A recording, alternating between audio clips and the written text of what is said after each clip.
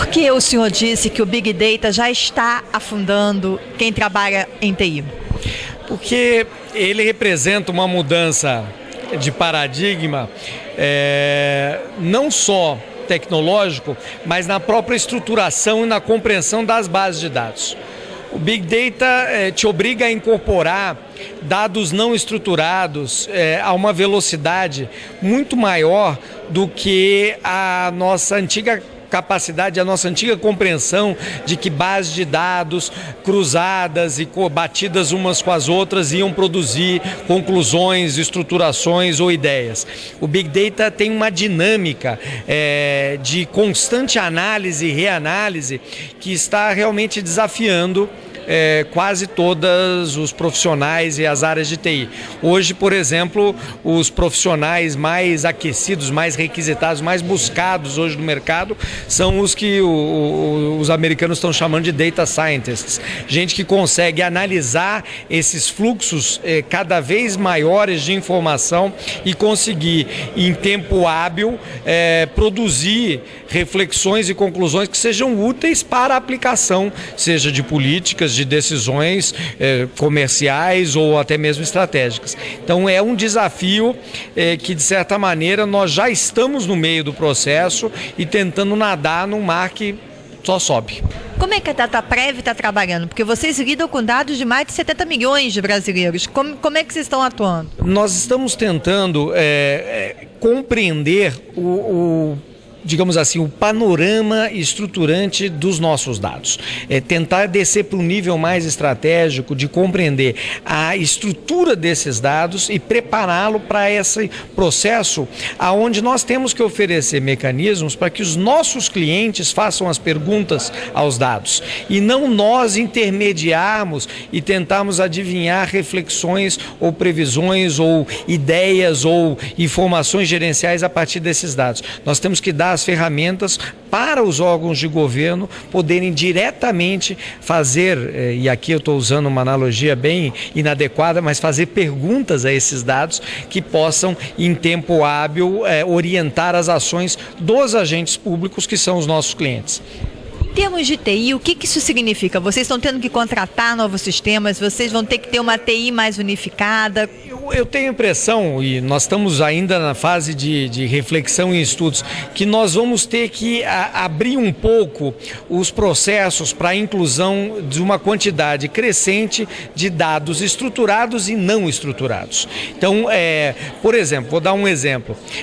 Hoje a Previdência recebe quase 5 milhões de ligações mês para agendar seus atendimentos em todo o país. Nessas ligações estão embutidas uma riqueza gigantesca de dados sobre a expectativa da população, o que ela espera, quais serviços ela precisa, geograficamente localizado e as dúvidas que tem, que precisam ser analisadas e retirar políticas de orientação das mudanças no futuro. Essa análise antes era restrita apenas aos dados do CNIS, ao cruzamento de quem tem direito e quem não tem direito. Nós temos que antecipar processos, indo buscar os dados também de relacionamento com a população, cruzando com os dados das bases tradicionais. Esse é o grande desafio, dar esse próximo passo de juntar a base que nós já dominamos e conseguimos qualificar com os dados indiretos, não estruturados, que também chegam de maneira tremenda junto ao governo. O senhor colocou efetivamente que para fazer análise do Big Data se exigem profissionais qualificados.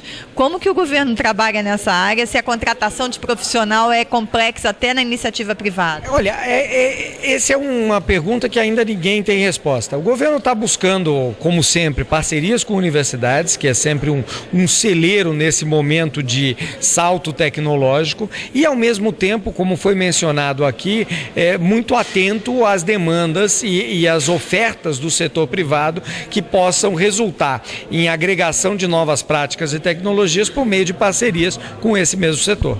O senhor colocou também que há projetos que precisavam andar mais rápidos, entre eles o do registro civil único e da identidade nacional. Por que o senhor coloca isso? Olha, eu acho que o país precisa consolidar a infraestrutura nacional de dados, e aí não é nem a infraestrutura nacional de dados, é a sua infraestrutura de dados. Então, um país precisa cada vez mais de alguns processos unificadores. Então, o registro de quem nasce, o registro de quem morre, a teia de relações do registro civil, casamento, filiação, a própria identidade, a aferição até mesmo biométrica dessas pessoas, o relacionamento de todos esses dados, mais as políticas públicas, mais a dimensão geográfica dos dados espaciais, mais toda a enorme e crescente produção de dados abertos. Tudo isso e mais uma série de coisas aqui que eu nem mencionei, constitui o que eu estou chamando dessa infraestrutura básica de dados, que o governo ainda é o principal fornecedor, estruturador, realizador. Isso precisa ser coordenado para que possa estar a serviço da nossa sociedade. Eu tenho a impressão que essa discussão coloca de novo o governo como um dos maiores fornecedores do que é possivelmente a maior riqueza de qualquer sociedade, que são os seus dados e o seu conhecimento a seu respeito. Isso alavanca toda a atividade econômica, a atividade cultural, a atividade social, a atividade política, a atividade de toda a atuação alicerçada nesse processo. E o Brasil cumpriu parte dessa agenda, mas ainda tem lacunas que precisam ser supridas. E tudo isso num tempo muito rápido, porque enquanto nós estamos discutindo uma agenda da sociedade da informação, uma agenda certamente do nosso tempo do século XXI, nós temos que discutir também a integração de 15 milhões de pessoas ou 14 milhões de pessoas que não têm documentos, processos de alcance de luz nos rincões desse país, processos de produtividade, aumento de produtividade e competitividade junto com a inclusão social básica. Então, isso é o que faz a riqueza e certamente o grande desafio desse país. Mas como acelerar, por exemplo, o projeto da identidade única, que está andando no ritmo bem abaixo do que se esperava? Eu acho que já há medidas em andamento no governo, liderados pelo Ministério da Justiça e pelo Ministério do Planejamento, que vão responder à pergunta do como. Eu acho que mais importante hoje do que o como, porque essa articulação, como eu disse, está em andamento, é essa imperiosa necessidade.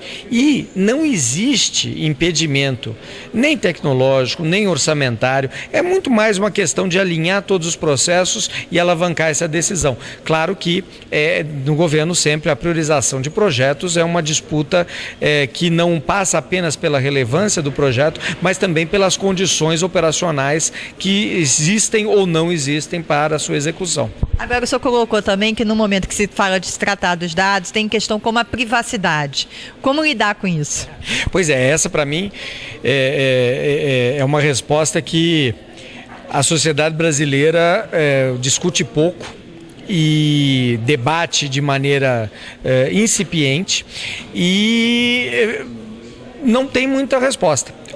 A área jurídica está caminhando para assegurar direitos de uma maneira muito adequada e muito adequada à nossa tradição ocidental, humanista, mas a prática e a tecnologia está caminhando para outro lado. E hoje em dia a afirmação de que a privacidade é mantida e preservada cada dia é questionada, cada dia é mais complicado de fazer essa afirmação. Então eu acho que esse é um debate que ainda não está resolvido entre nós, não.